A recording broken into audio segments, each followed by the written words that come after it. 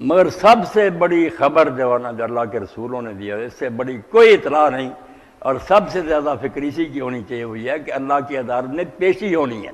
مر کر تم مٹی نہیں ہو جاؤ گے، اور یہ دنیا کو کھیل تماشا نہیں کہ کوئی یہاں ظلم کرتا رہے، کوئی ظلم سہتا رہے تو برابر مٹی میں ہو جاؤ۔ یہ دنیا اللہ تعالیٰ نے کھیل نہیں بنائی۔ لوبتے خاک ساختن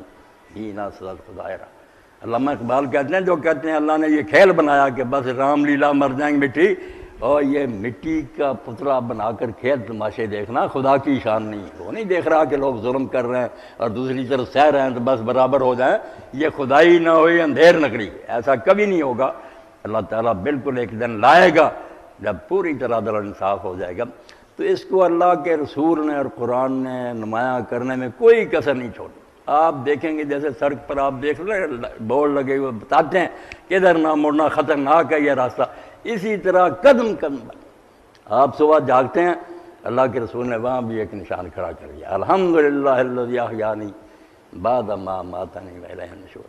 جس طرح اب رات ایک قسم کا تو مر گئے تھے، بے ہوش سے معطل سے سارے تمہارے حواس، مگر زندہ ہو کر بیٹھ کے آئے ہو، اسی طرح وقت آئے گا الیہ النشور، تم قبروں سے بھی نکل کر اپنے رب کی طرف چلے۔ اس وقت آنکھ کھلتے ہی یہ نا نوٹس لکھ دیا کہ وقت آنے والا جب تم اسی طرح اٹھو گے اور خدا کے سامنے پیش ہو جاؤ گے۔ تو حضرت براء ابن عازب رضی اللہ عنہ نے حضور کی زندگی کا ایک ورق ہم تک پہنچایا، جس کو امام ابن ماجہ نے اور امام احمد نے اپنی کتابوں میں نقل کیا۔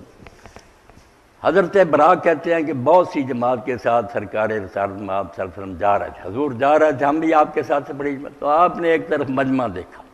تو نبی علیہ السلام اس طرف چل پڑے، ہم بھی پیچھے گئے تو دیکھا کہ لوگ جمع تھے اور قبر کھود رہی تھی، ابھی قبر مکمل نہیں ہوئی تھی، فوت ہو گیا تھا کہ آدمی، قبر کھود رہے تھے۔ تو رسول کریم علیہ السلام مٹی پر بیٹھ گیا جو قبر سے نکلی تھی،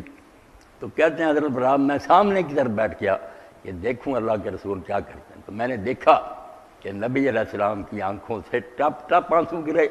اور وہ مٹی جو تھی گیلی ہوئی، اور حضور نے اسے فرمایا، اے اخوانی لمثل ھذا اليوم قائد، میرے بھائیوں یہ دن ہر ایک پر آنے والا ہے، اس کے لیے کوئی سامان تیار کرو، برائیاں چھوڑ دو، کچھ نیکیاں کما لو، ورنہ یہ دنیا جو نا رہنے کی جگہ نہیں، چلے جانے دو۔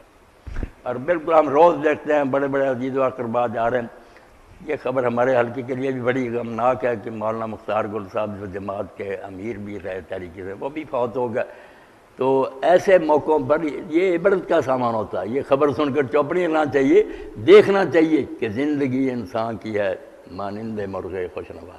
شاخ پر بیٹھا ذرا سا چہچہایا اڑ گیا، بس یاد ہی رہ جاتی، وہ بھی کبھی کبھی کسی دوست نہیں، ورنہ لوگ بھول جاتے ہیں، یاد بھی جو ہے نا ذہنوں سے نکل جاتی ہے۔ تو کہا کہ یہ وقت آنے والا ہے، لفظ فرمایا کیا ہے، میرے بھائیوں اس دن کے لیے تیاری کرو، کوئی سامان اکٹھا کرو، اور کام ایسا ہی ہے جس کے بارے میں اللہ کے نیک بندے چیختے چلاتے گئے، وہ کام کر۔ حکیم صاحب جو ایسے عملوں کا ذکر کر رہے بعد میں بھی رہیں، لوگوں کے اندر اس کے اثرات رہیں، یاد کرتے رہیں، وہ کام کر کے عمر خوشی سے کٹے تیری، وہ کام کر کے یاد تجھے سب کیا کرے، جس جا پہ تیرا ذکر ہو وہ ذکر خیر ہی، اور نام تیرا لے تو ادب سے لیا کرے۔ اسی لیے دانا لوگ کہتے ہیں کہ بہت سے لوگ الناس اموات وهم یا زندہ ہوتے ہیں مگر مرے ہوتے ہیں، کوئی نہیں جانتا کیا کیڑے ہیں، مر جائے گی مٹی میں، کچھ ایسے ہیں کہ مر گئے ہیں مگر وہ زندہ ہیں، ان کے نام زندہ، ان کی کتابیں ہیں، ہم ان کا پڑھتے ہیں تو اس وقت زبان سے بے اختیار نکلتا کہ اللہ ان کی قبروں پر انوار کی بارش کرے، ہم سمجھ بھی نہیں سکتے جو عمر بڑے انہوں نے نچوڑ نکال کر لکھ کر ہمیں دے دیے۔ تو وہ کام کر کے عمر خوشی سے کٹے تھے، وہ کام کر کے یاد تجھے سب کیا کرے۔ قاضی رحمۃ اللہ نے بڑا حوالہ دیا، عرب لوگوں نے بھی یہ عربی اشعار میں کہا، وہ فارسی میں کہتے ہیں، سب کو پتا کہ جسے بچہ پیدا ہوتا ہے وہ روتا ہے، گھر والے ہنستے ہیں وہ رو رہا ہوتا ہے، مگر جب مرنے کا وقت آتا ہے اس کے بارے میں ساری کہتے ہیں ہونا کیا چاہیے پھر، جب تو اللہ کے پاس سے اس دنیا میں آیا، اصل وطن سے یہاں آیا، پردیس میں کچھ دنوں کے لیے، یاد داری کے وقت زاد نے تو ہمہ خنداں بدندو تو گریاں، تجھے یاد ہونا چاہیے کہ اس وقت سب ہنس رہے تھے تو رو رہا تھا، ہاں چنا دی کے وقت مردنے تو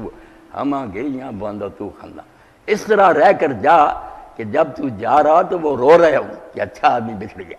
اور تو ہنستا ہوا جائے کہ میں جس غرض کے لیے آیا تھا وہ کام پورا کیا، میں اللہ کے سامنے کمائی رکھ دوں گا کہ تو نے بھیجا تھا تو میں نے کام کیا۔ اس لیے اللہ رب العالمین نے قرآن پاک میں، رسول کریم علیہ السلام نے حدیث میں سب سے زیادہ اس مسئلے پر زور دیا، اور جس کے بعد دین بالکل ایسے ہی ہے جیسے پھول میں خوشبو نہیں، کچھ پیدا نہیں قرآن و حدیث میں اگر ہم ایمان بالآخرت کا ذکر نہیں کرتے۔ ہر تصنیف میں، ہر تقریر میں، ہر لیکچر میں یہ بات ہونی چاہیے کہ ایک لمحہ تمہاری زندگی کا جو اس کا ریکارڈ مرتب ہو رہا ہے، لکھا جا رہا ہے، اور ایک دن آنا ہے جب اللہ کی اس کی جانچ پڑتال ہوگی۔